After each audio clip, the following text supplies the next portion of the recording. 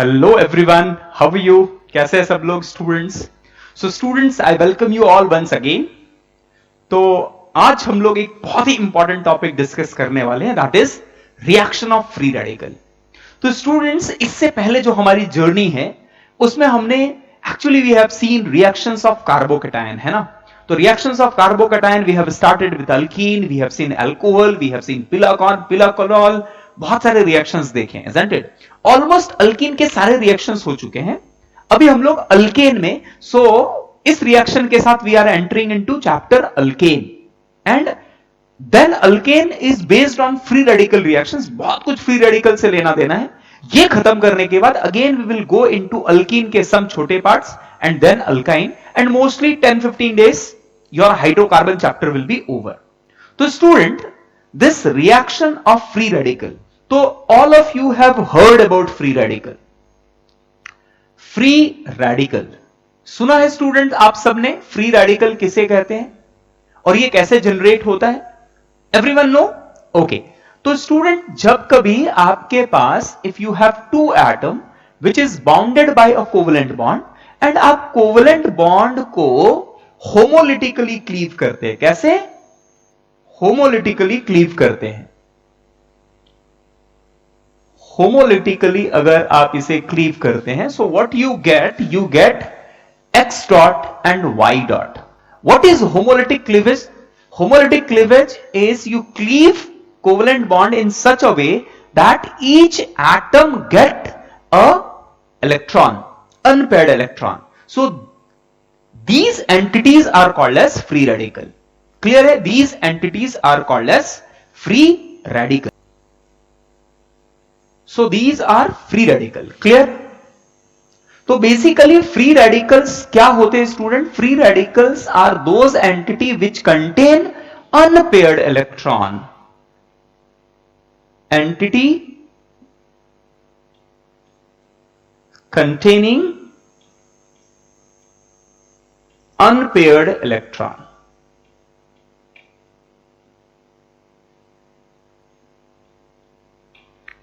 Clear है? तो homolytically जब आप क्लीव करते हैं, so you will get unpaired electron containing compound called as free radical. Now students, when we are dealing with organic chemistry, तो basically organic chemistry means you have to deal with organic means carbon compound, isn't it? तो अगर carbon के पास कोई free radical है तो वो कैसे होगा स्टूडेंट? कार्बन के पास, कार्बन में अगर कार्बन को आप फ्री रेडिकल कह रहे हो तो carbon will be having a p orbital containing an unpaired electron. तो अगर आप इसे देखो तो कार्बन के 3 बॉन्डेड ऑर्बिटल में it have 6 electron and 1 unpaired electron. So इस केस में can we call free radical, carbon free radical is electron deficient. तो चलिए थोड़ा कार्बन फ्री रेडिकल के बारे। सबसे पहले students, we call this as carbon free radical. Why we call this as carbon free radical? क्योंकि free radical कहां बना है? कार्बन एटम पे। Carbon free radical. Now nature of carbon free radical, can you tell me something about this free radical? तो सबसे पहली बात कि it is highly unstable. It is highly unstable. Second thing is it is paramagnetic. Why this is paramagnetic? Due to unpaired electron. Paramagnetic in nature. अब ये सारी बातें student हमने जीओसी में डिटेल में ऑलरेडी देखा हुआ है। अच्छा, this carbon atom is electron deficient. We already discussed electron deficient. ये इलेक्ट्रॉन डेफिशिएंट है। नेक्स्ट, तो अगर स्टूडेंट ये कार्बन एटम इलेक्ट्रॉन डेफिशिएंट है तो ये जो ग्रुप्स कार्बन फ्री रेडिकल के साथ जुड़े हुए हैं, it will have an effect on the stability of carbon atom. This carbon atom containing unpaired electron. So in this case electron donating group. अब स्टूडेंट ये कार्बन एटम है electron deficient, तो अगर ये जो ग्रुप्स जुड़े हुए हैं उसे इलेक्ट्रॉन सप्लाई करे तो इसकी डेफिशिएंसी जो है वो कम होगी।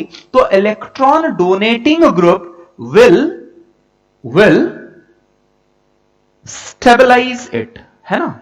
Stabilise it means free radical and electron withdrawing group will destabilize it. Clear है? अगर ये कार्बन एटम जो इलेक्ट्रॉन डेफिशिएंट है उससे जुड़े हुए ग्रुप्स अगर कार्बन के इलेक्ट्रॉन को खींचे तो इसे और अनस्टेबल करेंगे, इलेक्ट्रॉन की और डेफिशिएंसी जनरेट करेंगे। क्लियर है? One more important thing is कि क्या student free radical can attack on an entity which is electron rich, negative charge या लोन पेयर है, तो क्या ये इस पे अटैक कर सकता है? It's not possible. So it will not act as an electrophile because it doesn't require two electron, rather it required one single electron. A free radical is always in need of an another entity which can give its unpaired electron, isn't it? So it required just one electron from some other entity rather than it doesn't require a lone pair or negative charge. Is it clear? Okay, done.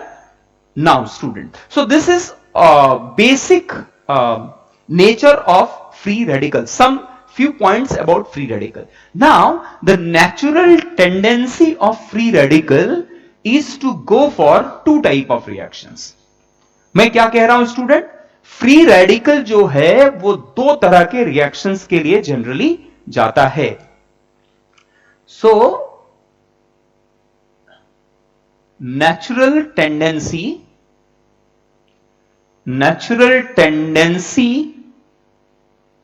of free radical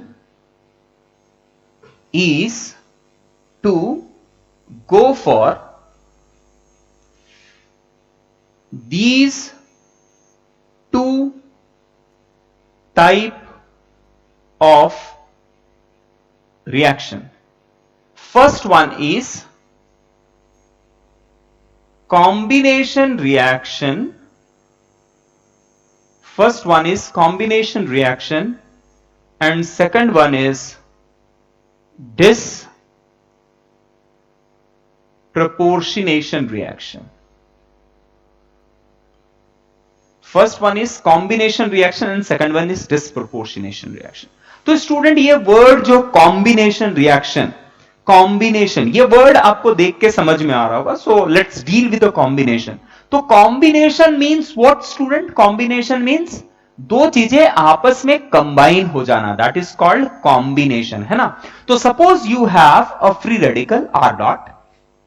एक R dot को क्या चाहिए? एक और ऐसा entity चाहिए जिसके पास एक अनपेयर्ड इलेक्ट्रॉन हो. तो suppose an another R dot is coming, R dot and R dot, these two R dot is coming together. So what they will do, ये इलेक्ट्रॉन डेफिशिएंट है, इसे एक इलेक्ट्रॉन की जरूरत है, हाईली अनस्टेबल है. The same case is with this entity. तो आपस में ये दोनों कंबाइन कर लेंगे and they will form a bond, isn't it? They will form a bond.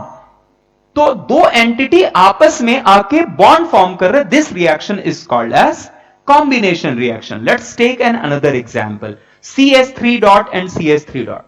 So they will combine to give you what? CS3 and CS3 and these two unpaired electron will form a bond. तो आपको क्या मिल जाएगा? Ethane मिल जाएगा. तो combination means what? Combination means simply two entities will come and combine with each other. है ना. अब ये जो combination reaction है स्टूडेंट्स, ये फ्री रेडिकल को बहुत पसंद है. अब ये क्यों बहुत पसंद है? क्योंकि इस रिएक्शन को होने के लिए इसे एनर्जी की कोई रिक्वायरमेंट नहीं होती है.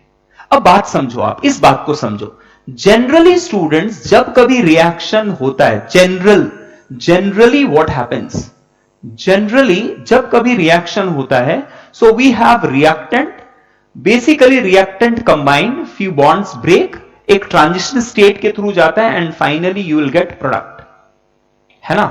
So reactant say we get product through transition state, and this transition state is a very high high energy state. It is a very high energy state. Transition state को reactant को अगर product बनाना है तो it have to go through transition state, and to go through transition state it required energy. This energy is called as activation energy. Because they need to break some bond and they have to form new bonds, isn't it? अब combination reaction बड़ा ही मजेदार type का reaction है, देखो, क्योंकि यहां पर कहीं पर भी बॉन्ड क्लीवेज का रिक्वायरमेंट ही नहीं है। दो आर डॉट आपस में साथ में आते हैं and they combine to give final product. तो स्टूडेंट इस केस में we don't have to go through a transition state which required a large amount of energy. In fact यहां पर जो एक्टिवेशन एनर्जी है वो 0 है। So in this case no requirement of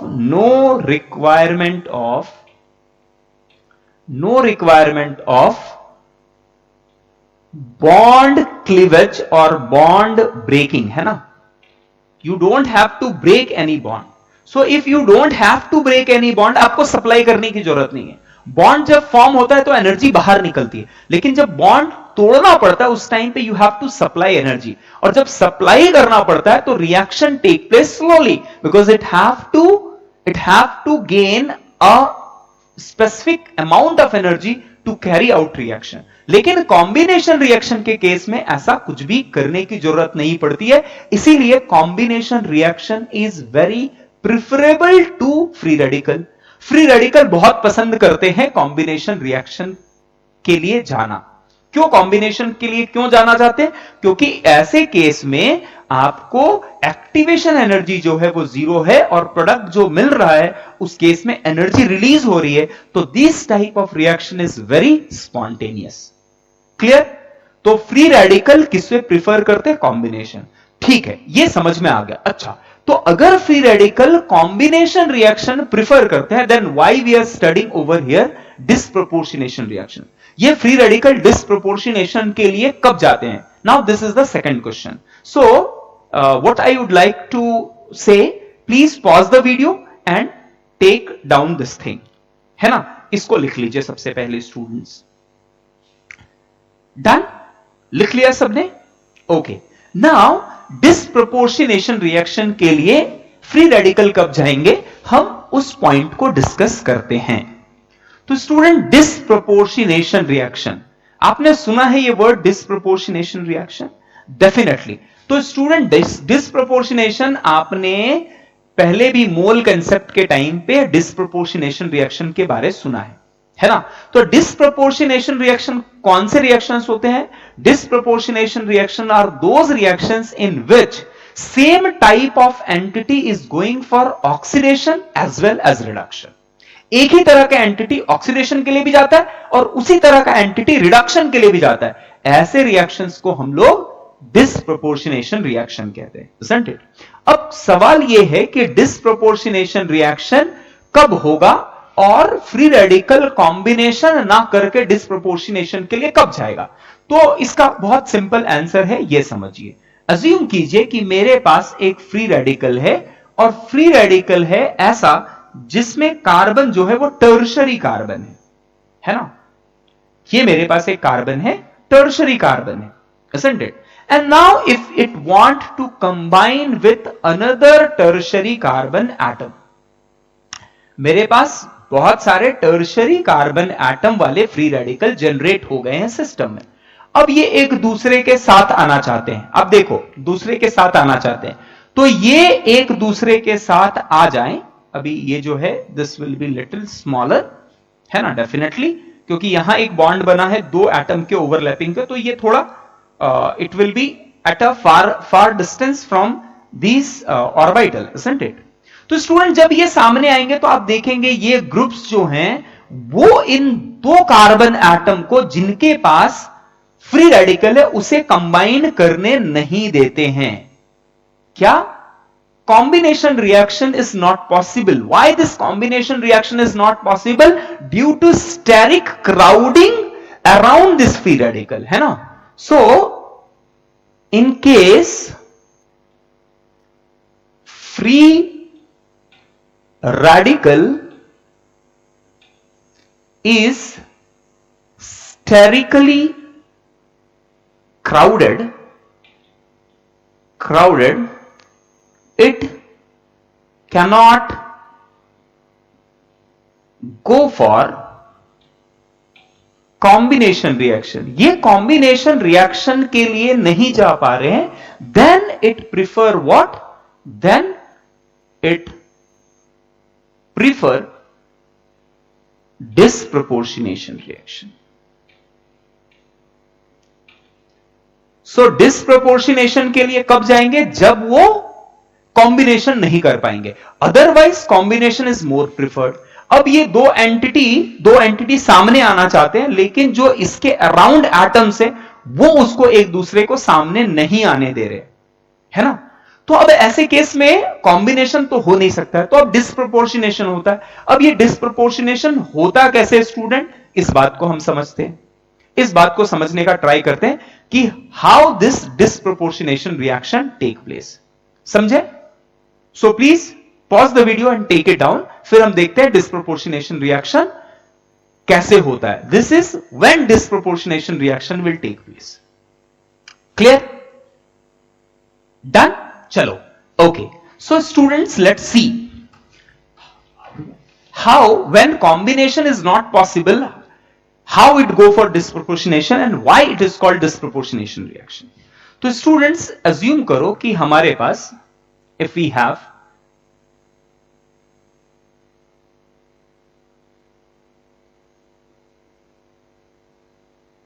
this carbocation, है ना, this carbocation is there, isn't it? अब ये कार्बोकैटायन, दो जो कार्बोकैटायन है वो एक दूसरे के सामने नहीं आ पा रहे हैं, isn't it?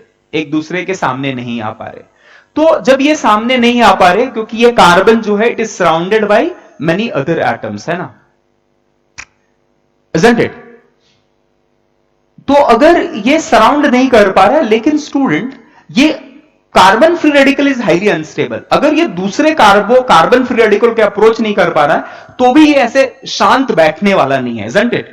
ये अपने ऊपर फ्री रेडिकल बनके, कार्बन फ्री रेडिकल बनके काफी देर तक स्टेबल नहीं हो सकता है. तो ऐसे केस में व्हाट इट विल डू, अगर ये दूसरे कार्बन एटम को अप्रोच नहीं कर पा रहा है, तो ऐसे केस में what it will do, it will try to abstract a hydrogen atom which is always on the surface. अब देखो स्टूडेंट, हाइड्रोजन कैसा होता है, हाइड्रोजन यूनिवेलेंट है, तो हाइड्रोजन कभी भी आपके मॉलिक्यूल के सरफेस पे भी होगा, है ना, बाहर ही होंगे. अब hydrogen can not be surrounded by other atoms because if it is connected तो वो हमेशा बाहर ही होने वाला है, isn't it? तो ऐसे केस में ये carbon free radical hydrogen atom को एब्स्ट्रैक्ट कर लेता है, और हाइड्रोजन को जब ये तोड़ता है तो इस तरह से तोड़ता है कि हाइड्रोजन के पास भी एक ही इलेक्ट्रॉन आए, और ये एक दूसरे के साथ what they form CH3 and CH3. अब student, this entity, this 3 degree free radical is abstracting hydrogen from it, it is accepting hydrogen. तो acceptance of hydrogen is called as reduction. है कि नहीं? ये पढ़ा है सबने कि कैन आई से कि इस फ्री रेडिकल का रिडक्शन हो गया है. अब बात समझते हैं कि चलो इस फ्री रेडिकल का तो रिडक्शन हो गया, बट इसी के जैसा और एक फ्री रेडिकल था, उसका क्या हुआ? तो स्टूडेंट, ये जैसे हाइड्रोजन को H डॉट के फॉर्म पे इस फ्री रेडिकल ने निकाला, तो this carbon atom will have a free radical and this carbon atom have a free radical, and these two entity will combine and they will combine to form a double bond. अब student, अगर आप इस entity के बारे में बात करो तो this is losing hydrogen and loss of hydrogen is what? Oxidation. तो समझ में आ गया student why this is called disproportionation reaction? जिस फ्री रेडिकल का रिडक्शन हो रहा है एग्जैक्टली उसी तरह के फ्री रेडिकल का ऑक्सीडेशन हो रहा है, और अगर सेम एंटिटी का ऑक्सीडेशन और रिडक्शन होता रहेगा तो this type of reaction is called as disproportionation reaction. Is it clear? तो जब फ्री रेडिकल कॉम्बिनेशन रिएक्शन के लिए नहीं जा पाता है, उस टाइम पे it go for disproportionation reaction, isn't it?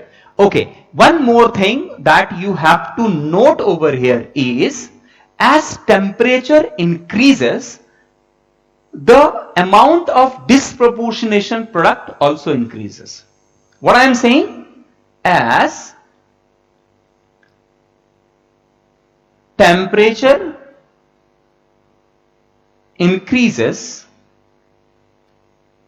amount of disproportionation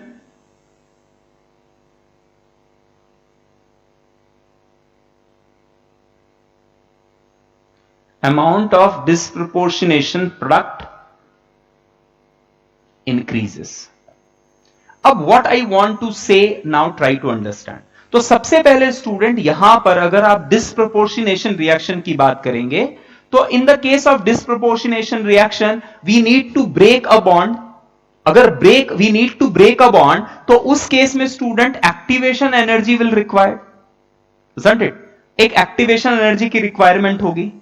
So 2R dot will give a transition state and finally they will give you product. तो in this case EA is not equal to 0, है ना? तो ऐसे case में disproportionation reaction तब होगा जब high temperature होगा. अब एज्यूम करो स्टूडेंट आपके पास बहुत सारे फ्री रेडिकल है ना? एंड जब कभी कॉम्बिनेशन होता है तो they required proper orientation to combine. But assume करो कि अगर दो फ्री रेडिकल आपस में प्रॉपर ओरिएंटेशन में नहीं आए हैं, लेकिन it can abstract and hydrogen, तो उस केस में कॉम्बिनेशन और डिस्प्रोपोर्शनेशन दोनों ही हो सकता है. आप याद रखिए, मैंने आपको पहले ही बताया कि केमिस्ट्री में ऐसा नहीं होता है कि कॉम्बिनेशन हो रहा है, अगर ये दोनों कंबाइन कर रहे हैं तो डिस्प्रोपोर्शनेशन कभी नहीं होगा. कॉम्बिनेशन होगा, ज्यादा कॉम्बिनेशन होगा. ऐसे केस में अज्यूम कि आपने कुछ ऐसा लिया है, CH3 and CH2 dot and CH2 dot and CH3. तो इस केस में they can give you a combined product of butane.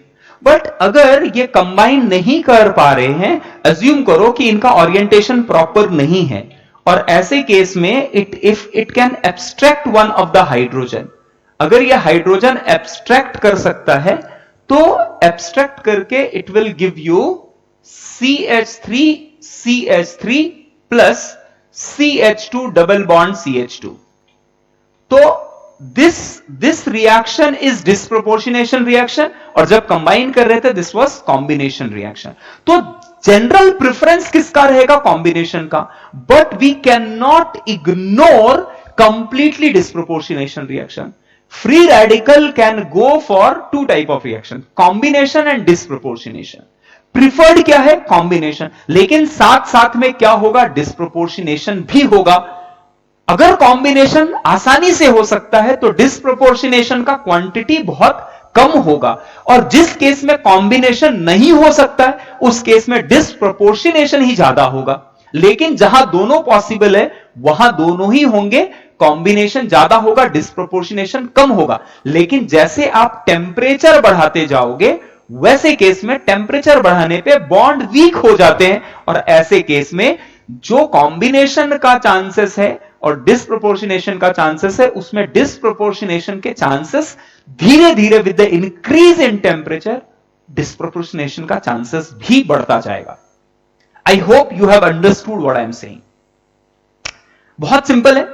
Simple combination reaction, दो फ्री रेडिकल आपस में आके कंबाइन करते हैं. अगर कॉम्बिनेशन पॉसिबल नहीं है तो डिस्प्रोपोर्शनेशन जाएंगे.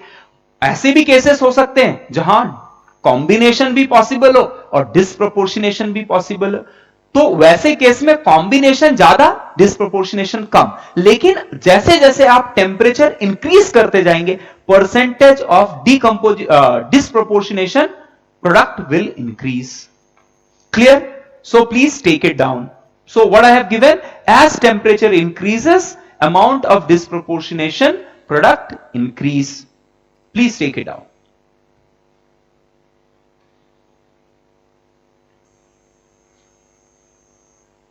So done students. तो हमने अभी तक देख लिया combination and disproportionation, isn't it? तो students जैसे जैसे free radical के around क्राउडिंग बढ़ेगा वैसे वैसे चांस ऑफ डिस्प्रोपोर्शनेशन बढ़ता है, isn't it? एंड टेम्परेचर के इंक्रीज के साथ साथ भी डिस्प्रोपोर्शनेशन के चांसेस बढ़ते हैं, है ना? तो कैन आई से, अगर मेरे पास कुछ ऐसा है CH3 dot, then we have CH3 CH2 dot, then we have CH3 CH dot and CH3. So this is 0 degree, this is 1 degree, this is 2 degree,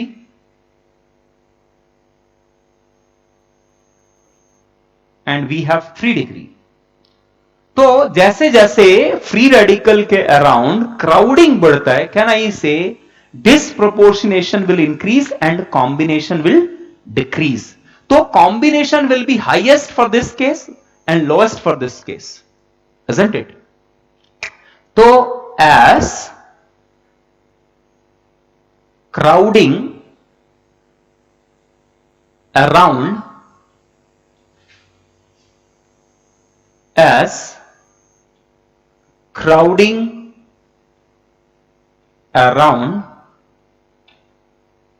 free radical increases,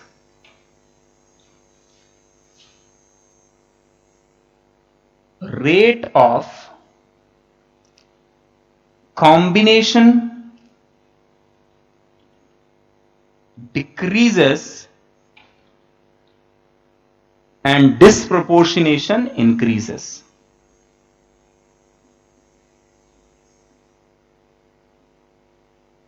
And disproportionation increases. Clear? तो इसके लिए highest combination और इसके लिए highest disproportionation, highest combination. तो आप जैसे जैसे नीचे आते, कॉम्बिनेशन के चांसेस कम होते जाएंगे और डिस्प्रोपोर्शनेशन के चांसेस बढ़ते जाएंगे. So please take it down.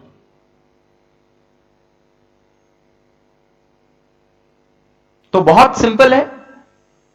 Y this is called disproportionation? क्योंकि जिस एंटिटी का ऑक्सीडेशन हो रहा है उसी तरह के एंटिटी का रिडक्शन भी हो रहा है. सो you are clear with what is combination reaction and disproportionation reaction and why free radical go for combination and disproportionation. Is it clear? Please take it down. अब इसके आगे हम लोग देखते हैं. तो student please pause the video and take it down. तो दो बात इंपॉर्टेंट है कि डिस्प्रोपोर्शनेशन रिएक्शन कैसे बढ़ती है, with the increase in crowding, and another point you can say is with increase in temperature, with increase in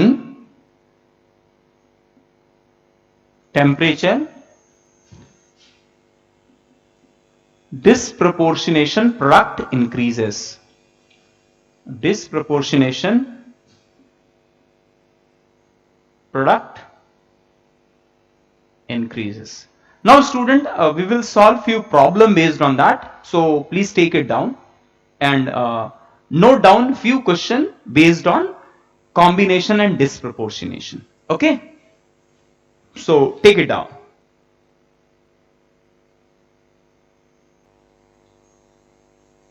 So students, please take down this few questions. सबसे पहले वीडियो पॉज करो, ये questions लिखो, try it yourself, try to get the answer and then we will discuss, है ना? Just आपको ये देखना है कि कहां कॉम्बिनेशन पॉसिबल है, और अगर कॉम्बिनेशन पॉसिबल है तो क्या प्रोडक्ट बनेंगे, और कहां पर डिस्प्रोपोर्शनेशन जो होगा वो ज्यादा प्रोमिनेंट होगा. तो आपको यहां पर मेजर प्रोडक्ट लिखना है. So rather I am giving you find out major product. तो मेजर प्रोडक्ट क्या होंगे इन केस में, आप ये लिख के बताइए. Please pause the video, take down the questions and solve it right now. So done students, हो गया सबका? तो पहले केस में व्हाट यू थिंक, कॉम्बिनेशन और डिस्प्रोपोर्शनेशन? तो यहां डिस्प्रोपोर्शनेशन इज नॉट पॉसिबल, किसी भी तरह से डिस्प्रोपोर्शनेशन नहीं पॉसिबल है. यहां पर जो रिएक्शन होगा that will be a combination reaction. So what you will gate, CH3 and CH3 ethane. चलिए सेकंड क्वेश्चन में this is CH3 dot and CH3 CH2 dot. तो ये दोनों कंबाइन करेगा and it will give you propane. कितनों का propane is the answer. Propane आया सबका प्रोपेन। ओके तो स्टूडेंट यहां देखो, आप एक बात समझो ध्यान से, यहां only propane will not be the answer. आप ये बोलेंगे ऐसा कैसे सर, कि जब कभी आप CH3 डॉट ले रहे हो और CH3 एंड CH2 डॉट ले रहे हो, तो आप सबसे पहले बात समझो कि आप एक फ्री रेडिकल और एक फ्री रेडिकल नहीं लोगे। किसी भी टाइम पे n नंबर ऑफ एंटिटीज मिलेंगे और आपको n number of Mithil free radical मिलेंगे और इथिल फ्री रेडिकल मिलेंगे। तो अगर मिथिल और इथिल n टाइम्स है तो ये जरूरी नहीं है ना कि ethyl will combined with Mithil. Clear है? इवन एक CH3 dot can combine with another CH3 dot. समझ रहे क्या? सो if you have R1 dot plus R2 dot, तो आपको यहां पर 3 कॉम्बिनेशन मिलेंगे। R1 R1 R1 खुद के R1 से कंबाइन हो। Similarly you will gate R1 with R2 and third one is R2 and R2, और फिर इन दोनों का combination will give you R1 and R2। Is it clear? तो 3 तरह के कॉम्बिनेशन रिएक्शन होंगे यहां पर। Is it clear? अब डेफिनेटली ये 1 डिग्री है तो combination is simple, it is not that crowded, तो डिस्प्रोपोर्शनेशन कम होगा और आप उसको इग्नोर कर सकते हो। बट डिस्प्रोपोर्शनेशन कॉम्बिनेशन के टाइम पे जब आपके पास एक से ज्यादा तरह का फ्री रेडिकल हो, तो रिमेंबर इट, उस केस में मल्टीपल प्रोडक्ट आपको मिलने वाला है। Is it clear? तो इसका आंसर होगा CH3 and CH3 plus CH3 CH2 CH2 and CH3। so CH3 dot will combine with CH3 dot to give ethane, और 2 इथिल फ्री रेडिकल आपस में कंबाइन करके ब्यूटेन देंगे, और उन दोनों का combination will give you propane. तो यहां पर स्टूडेंट्स जनरल ये मिस्टेक करते हैं कि केवल इन दोनों का R1 और R2 का कॉम्बिनेशन दिखाते हैं, बट R1 R1 का combination is possible, R2 R2 का combination is possible. Is it clear? है ना? अच्छा था। चलिए next one is 2 ethyl free radical है। अगर इथिल टाइप का है so you will get just butane, है ना? अब यहां पर student this is 3 degree. 3 degree के केस में क्या होगा? Disproportionation will be the major product. Disproportionation will be the major product. तो आपको क्या मिलेगा? This will be the 2 products you will be getting. And यहां पर फिर से फ्री प्राइमरी है, प्राइमरी फ्री रेडिकल है, तो प्राइमरी के केस में याद रखना combination is major product. Secondary free radical में कॉम्बिनेशन डिस्प्रोपोर्शनेशन दोनों ही हो सकता है, एंड टर्शरी के केस में major product will be disproportionation. तो यहां फिर से student you will get PH CH2 CH2 and PH। In this case, अच्छा दिस इज वेरी इंपॉर्टेंट, अगर CH2 डॉट है तो ये क्या करेंगे? They will not wait for some other entity to come, rather ये आपस में ही कंबाइन करके CH2 डबल बॉन्ड CH2 दे देंगे। Similarly in this case they will give you what? Cyclobutene. अब यहां पर क्या मिलेगा स्टूडेंट्स? अब देखो, it will not be like that कि ये दोनों आपस में कंबाइन करेंगे, रादर क्या होगा? This have a dot, this have a dot, है ना? Pi bond means what? Pi bond is formed by overlapping of p orbital having single electron. तो यहां पर this will be the product. In this case,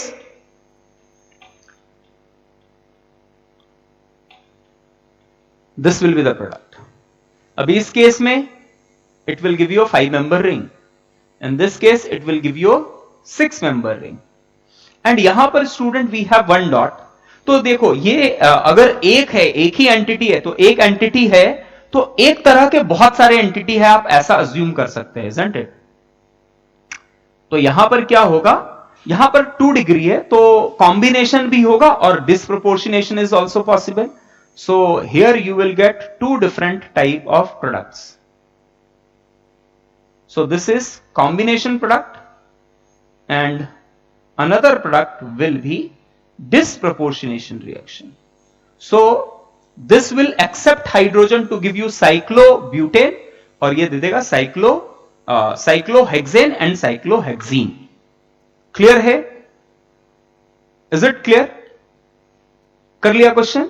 तो काफी simple है disproportionation and combination. सो यहां से आपको एक बेसिक आइडिया मिल गया how combination and disproportionation take place. Is it clear? Okay, so please take it down. अगर किसी को कुछ देखना है तो आप देख सकते हैं। Okay, so done.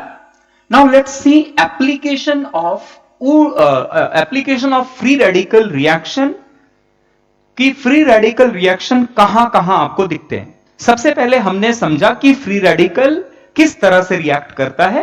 तो फ्री रेडिकल दो तरह से रिएक्ट करता है, one is combination and second one is disproportionation.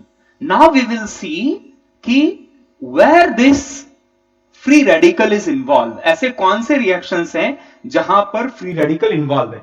जैसे स्टूडेंट्स हमने कार्बोकैटायन देखा, कार्बोकैटायन बिहेव कैसे करता है वो देखा, और फिर देखा कि कार्बोकैटायन रीअरेंज कैसे होता है। फिर हमने क्या देखा कि कार्बोकैटायन के रिएक्शन कौन से जगह पे इंवॉल्व है। तो हमने देखा अल्कीन के केस में है, अल्कोहल के केस में है, डिहाइड्रेशन ऑफ अल्कोहल में देखा, पिनाकोलोन में देखा, एडिशन ऑफ अल्कीन में देखा, और फिर उसमें अल्कीन के बाद बहुत सारे रिएक्शंस देखे, है ना। तो वो कार्बोकैटायन बेस्ड रिएक्शंस थे। Now we are going to see कि फ्री रेडिकल के रिएक्शंस कहां कहां इंवॉल्व हैं। उसमें सबसे पहला जो इंपॉर्टेंट रिएक्शन आता है students, that is called as Wurtz reaction. Wurtz reaction, अब ये एक इंपॉर्टेंट रिएक्शन है। What is Wurtz reaction? ध्यान से समझिए, इस बात को ध्यान से समझिए। यहां पर we have two type of mechanism which is proposed. One is free radical and another one is Carbanian mechanism. तो हम दोनों को समझेंगे, है ना। तो वुड्स रिएक्शन क्या कहता है, ध्यान से समझिए। जब कभी आप स्टूडेंट RX लेते हैं and you treat it with active metal like sodium, Wurtz reaction, ये नाम आया है फ्रॉम साइंटिस्ट। तो उस साइंटिस्ट ने क्या लिया था, the metal he have used was sodium. तो उसने ये देखा कि जब सोडियम मेटल RX के साथ ट्रीट कराते हैं, so what we get is RR plus Na plus and X minus. अब ये this is not a balanced reaction. तो इसको बैलेंस करने के लिए, because we have 2R, so we have to take 2 times RX and sodium again, because X is 2 times, so this will be 2 times NaX, so we required 2 Na. Now alkyl halide is giving you alkane, है ना। alkyl halide, जब आप किसी RX को, R is the alkyl group, किसी RX को sodium के साथ जब आप रिएक्ट कराते हैं तो आपको क्या मिलता है, you will get alkane, है ना। एंड इस जगह पे we use dry ether। अब student, this reaction, when this reaction is carried out, तो ether is used as a solvent. ये ड्राई ईथर क्या है, सॉल्वेंट है। तो आप बोलेंगे sir water, why we have not used water और सम अदर सॉल्वेंट? क्योंकि आपको पता है student, sodium is highly reactive. आप वाटर के साथ डालेंगे तो it will react and it produces like hydrogen gas which burn easily, है ना। तो ईथर के साथ कैसा होता है, ROR के साथ कैसा होता है, सोडियम do not react, तो ROR can dissolve RX as well as Na, तो ये सॉल्वेंट की तरह काम कर रहा है। अब ये रिएक्शन होता कैसे है, हम इसके मैकेनिज्म को समझते हैं। सो मैकेनिज्म ऑफ दिस रिएक्शन। अब स्टूडेंट आप एक बात ध्यान में रख लो, गांठ बांध करके रख लीजिए। ऑर्गेनिक केमिस्ट्री में जहां भी आपको कहीं मेटल दिखे, मेटल का केवल एक काम रहेगा। मेटल का काम क्या रहेगा, एक काम रहेगा, metal will behave as electron generator. What? Metal will behave as electron generator. Metal electron generate करेगा। ऑलमोस्ट 99% रिएक्शंस में आप यही देखेंगे कि मेटल क्या करता है, मेटल अपने इलेक्ट्रॉन को डोनेट करता है, because metal have tendency to lose electron easily. तो वो अपने इलेक्ट्रॉन को लूज करेगा और जो इलेक्ट्रॉन डेफिशिएंट एंटिटी है उसे इलेक्ट्रॉन सप्लाई करेगा। तो चलिए यहां we have taken sodium, so sodium have tendency to lose electron, तो वो अपने इलेक्ट्रॉन को लूज करके क्या बनेगा, E माइनस। अब जब ये इलेक्ट्रॉन लूज कर रहा है स्टूडेंट, अब ये इलेक्ट्रॉन लूज क्यों करेगा, क्योंकि एक ऐसा एंटिटी है, आप मान लो कि मैंने जो यहां Rx लिया है, let this Rx be CH3Cl, methyl chloride हमने लिया है ना। तो स्टूडेंट जब हमने मिथिल क्लोराइड लिया है या कोई Rx लिया है, तो यू नो कि जनरली इन दिस Rx के केस में this halogen is del minus because of this is pulling electron, and the carbon atom which is connected to halogen atom will get a positive charge, है ना। तो ये carbon जो है वो electron deficient है, और ये जो क्लोरीन है उसने इलेक्ट्रॉन खींच के रखा है ना। तो क्लोरीन चाहेगा कि मैं इस इलेक्ट्रॉन को लेके निकल जाऊं, बट निकल क्यों नहीं पा रहा है, क्योंकि ऐसे केस में कार्बोकैटायन जो बनेगा वो काफी अनस्टेबल होगा, है ना। तो कार्बन के पास एक पॉजिटिव चार्ज है और उसके इलेक्ट्रॉन को क्लोरीन खींच रहा है, तो carbon is not that happy with chlorine. तो if some entity is coming which can donate electron to this carbon atom, तो ये क्या करेगा, इन दोनों के बीच में डाइवोर्स पॉसिबल है, मींस बॉन्ड टूट सकता है, isn't it? तो ऐसे केस में क्या होगा, sodium will lose electron and supply to this carbon atom which is electron deficient. तो जैसे ही इसे इलेक्ट्रॉन मिलेगा, आप ये समझो कि it will get converted into CH3 dot. सबसे पहले अगर ये इलेक्ट्रॉन, आप ये बात को समझो, कार्बन हाइड्रोजन हाइड्रोजन हाइड्रोजन, और यहां पर इन दोनों के बीच में क्लोरीन से, ये क्लोरीन है और क्लोरीन के साथ क्लोरीन ने इस दोनों इलेक्ट्रॉन को पकड़ के रखा। अब ये क्लोरीन दोनों इलेक्ट्रॉन लेके निकल जाएगा, तो what it will give you, it will give you carbocation जैसा। अब कार्बोकैटायन जो है वो अनस्टेबल है, लेकिन अगर सोडियम ने इसमें इलेक्ट्रॉन ऐड करना स्टार्ट किया है, तो क्या होगा, धीरे धीरे ये बॉन्ड टूटेगा और Cl माइनस विल मूव, लेकिन यहां पर जो फॉर्म होगा वो क्या आपको मिलेगा, it will give you CH3 dot. Clear है, how CH3 dot is generated, is it clear? And this will generate Cl minus. यहां तक समझ में आ गया। Now student, this reaction, आप बहुत सारे सोडियम एंड अल्किल हैलाइड लेंगे, तो this will generate a lot of free radical, है ना। आप यहां मान लो कि आपने दो to balance this, दो, और हमने दो एंटिटी लिया, so we will get 2 times CH3 dot and CH3 dot। तो अगर आपके पास CH3 dot and CH3 dot मिला है, so they will combine to give you CH3 and CH3। Clear? तो आपने मिथिल क्लोराइड लिया था, आपको फाइनल प्रोडक्ट क्या मिल गया, इथेन। सो ये किसी भी अल्किल हैलाइड के साथ when you represent it, तो sodium will what? Sodium will supply electron to this R and it will generate R dot, and in this reaction Na plus and X minus will be generated। अब ये R dot, बहुत सारे R dot will combine to give you R and R। So this is free radical mechanism of Wurtz reaction। Clear है? Is it clear how Rx react with sodium to give you RR? ये clear हो गया student, is it clear? तो free radical. अच्छा, अब इसका और एक mechanism is given, one more mechanism, mechanism 2।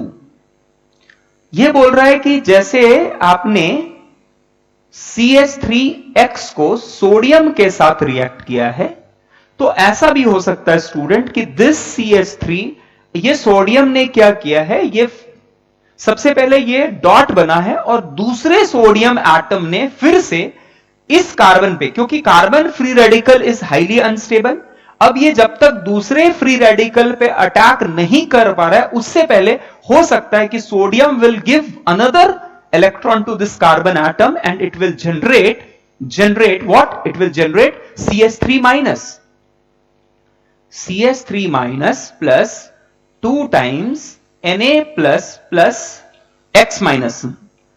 यहां पर मुझे 2 सोडियम एटम लगने वाला है, 2 form CH3 minus. Now C, अब क्या होगा? Now CH3 minus will react with another CH3X, और ये क्या करेगा? अब देखो यहां पर डेल प्लस है और डेल माइनस है, तो ये रिएक्ट इसको डिस्प्लेस कर देगा X को. CH3 will react with another CH3 to generate another X minus. अब ये जो रिएक्शन है स्टूडेंट, ये हैलोजन के रिएक्शन से सब्स्टिट्यूशन रिएक्शन है. ये हम थोड़े 10-12 दिन के बाद हम लोग पढ़ने वाले हैं ना. तो ये दो मैकेनिज्म है. ये फ्री रेडिकल मैकेनिज्म है. This is called free radical mechanism, जहां पर कार्बन फ्री रेडिकल जनरेट होगा. बट याद रखना, carbon free radical can be highly unstable. तो ऐसा हो सकता है कि जब तक वो दूसरे से कंबाइन करे उससे पहले दूसरे सोडियम ने यहां फ्री रेडिकल को कार्बेनियन जनरेट कर दिया है. तो दिस इज कार्बेनियन मैकेनिज्म. तो ये दो मैकेनिज्म प्रपोज्ड है. उसमें generally this free radical mechanism is favoured. Generally most of time पे फ्री रेडिकल मैकेनिज्म ही होता है. लेकिन कुछ एटम्स का कार्बेनियन मैकेनिज्म से भी CH3 या RR प्रोडक्ट फॉर्म होगा. दोनों ही पॉसिबल है, but generally it go for free radical mechanism. Is it clear? तो उर्ज रिएक्शन का मैकेनिज्म क्लियर हो गया. So pause the video and please take it down. Please take it down. So done students, mechanism लिख लिया सबने. तो आज का क्लास हम थोड़ा लंबा कर रहे हैं. लास्ट के 2 दिन मैंने आपको 30 मिनट्स का दिया था. आज का क्लास में 30 मिनट्स में नहीं रोक सकता, because it is logically connected. And अभी 1-2 class it will come like 45 minutes 50 minutes के क्लासेस मिलेंगे. अच्छा, ये सबको क्लियर हो गया what is Wurtz reaction and how Wurtz reaction take place. तो आप किसी बुक्स में कार्बेनियन मैकेनिज्म भी देखेंगे और फ्री रेडिकल भी मैकेनिज्म देखेंगे, बट लॉजिकली दोनों के दोनों ही एक कंडीशन में होते हैं. याद रखिए, फ्री रेडिकल भी होगा और कार्बेनियन भी होगा. ज्यादा प्रिफर्ड फ्री रेडिकल होगा. Is it clear? Now students, what is the problem with Urja reaction? Problem क्या है उर्ज रिएक्शन का, इस पे डिस्कस करते हैं, या we will discuss about characteristic of Wurtz reaction. सबसे पहला स्टूडेंट्स, अगर मैं कैरेक्टरिस्टिक ऑफ उर्ज रिएक्शन बोलूं, characteristic of this reaction,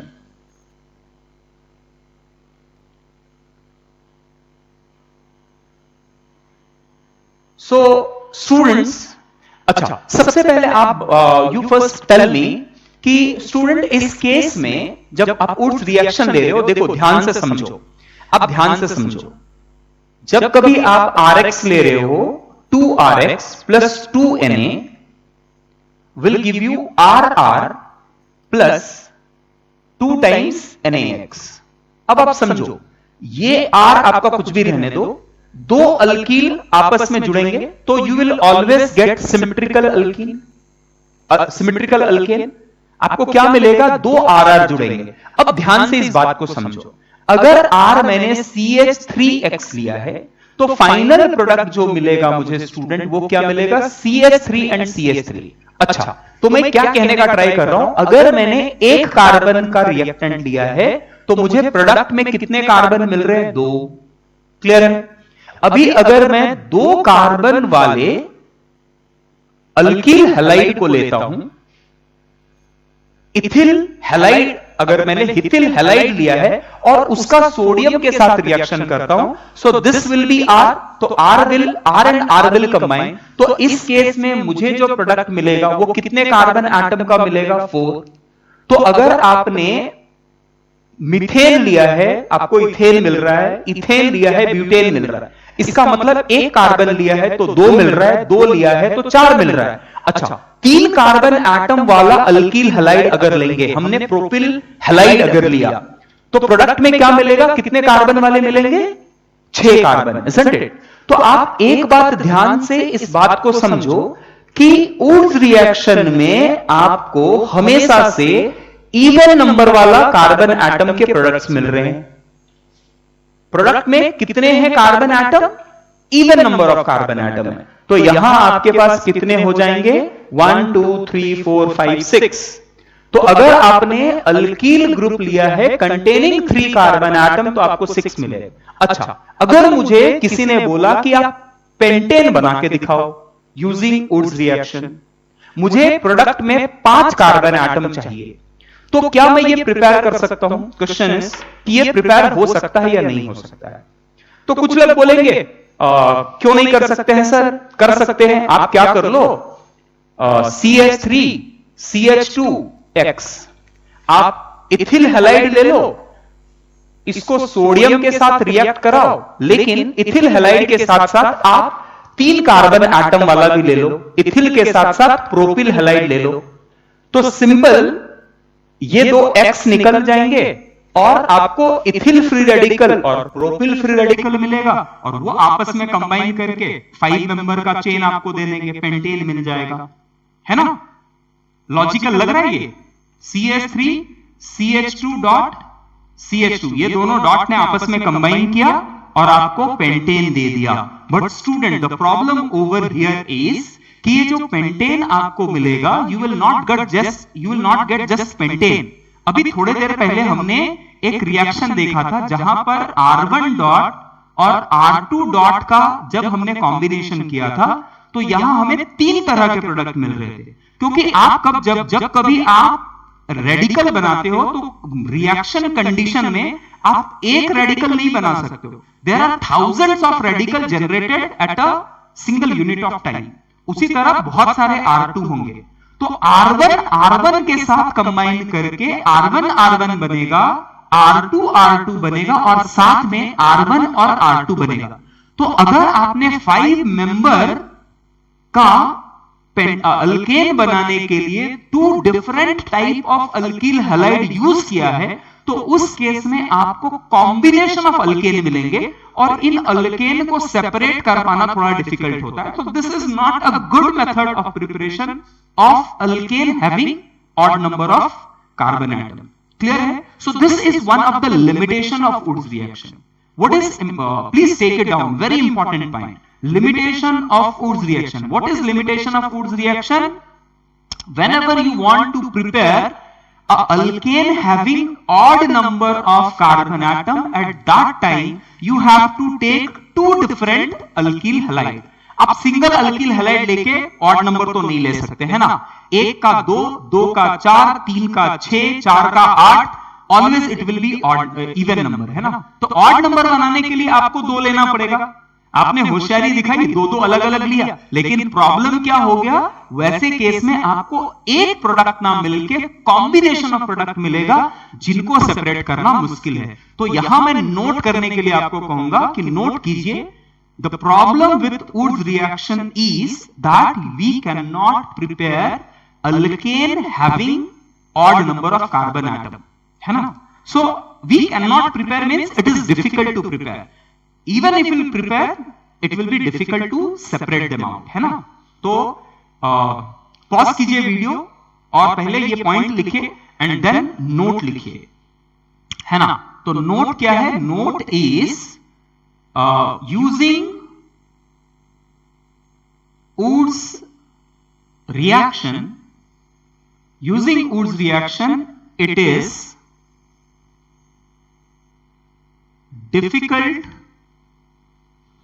difficult to get alkane as product having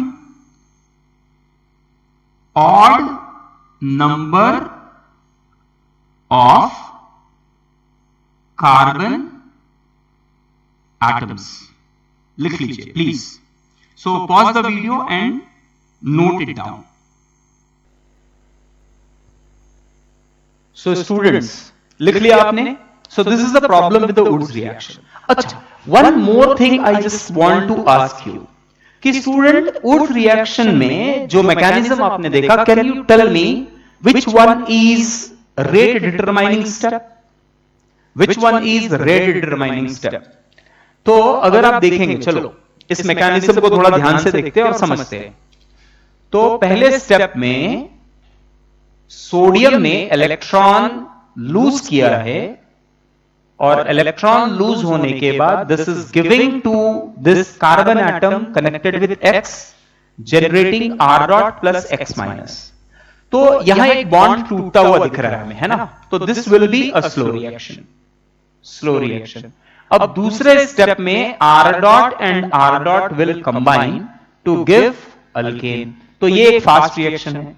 तो student which one is RDS? RDS क्या है? रेट डिटरमाइनिंग स्टेप क्या है?